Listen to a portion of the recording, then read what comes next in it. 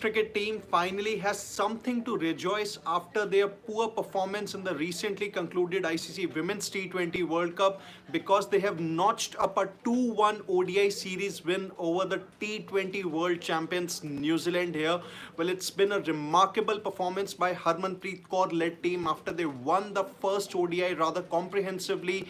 They scored 220 odd, but then it was the bowlers' show that made sure that India were able to outclass the White Ferns in the opening ODI. Then in the second ODI also, the bowling performances really continued, but then the batters couldn't really step up, and that's where New Zealand were able to draw level in the series. And finally, when it came to the crunch situation, the most important match of the series, that's when the senior players really stepped up and made sure that India were able to get that much needed series win that they really wanted, knowing that the ODI World Cup next year is going to take place in India, and they would want to carry forward that momentum into the mega event. So if we look at how the match really panned out, well, New Zealand, while batting first, they were bundled out for 232 in 49.4 overs. The notable contributions from New Zealand's batters that came were from Brooke Halliday. She scored a brilliant 86 odd from 96 balls. Then Georgia Plummer, she made 39 while opening the innings.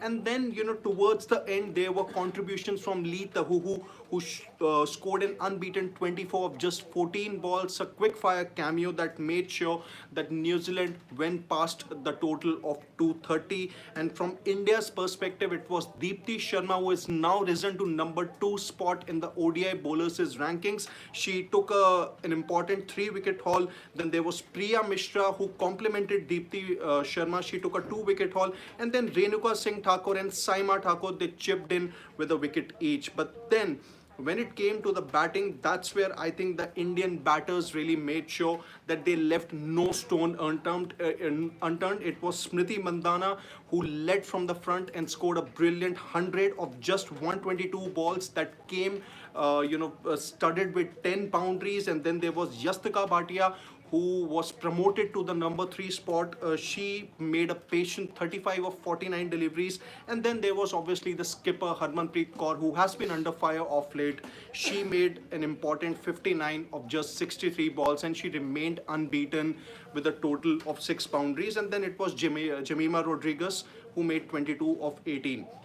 So what it does for the Indian women's cricket team is is that these performances are going to be very handy, knowing that there's going to be an ODI World Cup that's going to take place in the country here itself next year in 2025, and it also might just give some confidence to a certain Harmanpreet Kaur here, who has been under fire after her poor display in the T20 World Cup. Well, she could not really do well. There were question marks about her strike rate and the intent that she showed in some of the matches, but then if she can continue her momentum and a good form from here on, I think it's going to bode well for India. Plus, I think it would also give India an idea about how they want to structure their playing 11 for the all-important ODI World Cup, because having a certain Yastika Bhatia at number 3 is a good move, to be very honest, because she can offer that balance if India lose an early wicket. But then India might have to try and accommodate a certain Richa Ghosh into the proceedings here, because we all know, a brilliant T20 batter she is. She can really change the complexion of the game in no time, and that's where India might have to figure out a way to have her back in the ODI 11, so as to make sure that they can become a force to reckon with come the ODI World Cup next year. So in case you have just joined us, well, the Indian women's cricket team, they have secured an ODI series win over New Zealand.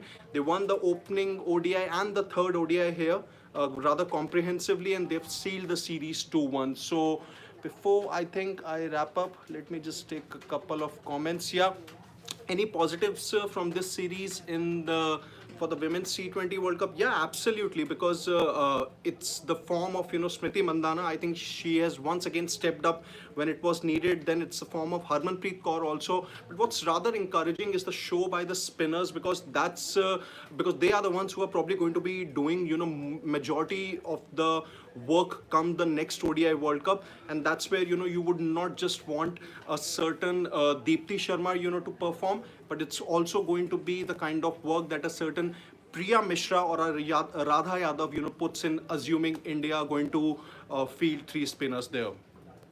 Shirish also has a comment that yes, young leggy Priya Mishra looks promising. She does. And maybe we can take one more comment. And yeah, Shirish also has a comment that just need more consistency in batting and fielding. Otherwise, our team is good. Absolutely, India's ODI team is doing well.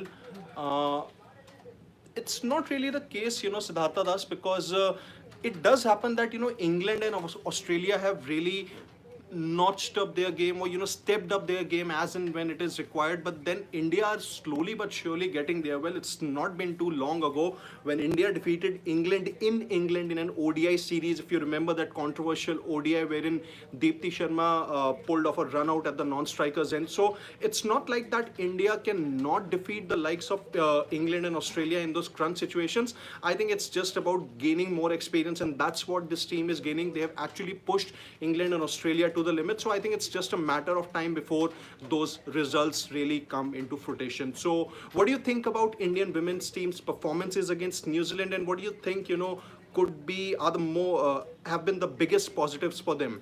You can let us know your thoughts in the comment section, and don't forget to subscribe to Sports Today for all the exciting updates and analysis from the sporting world.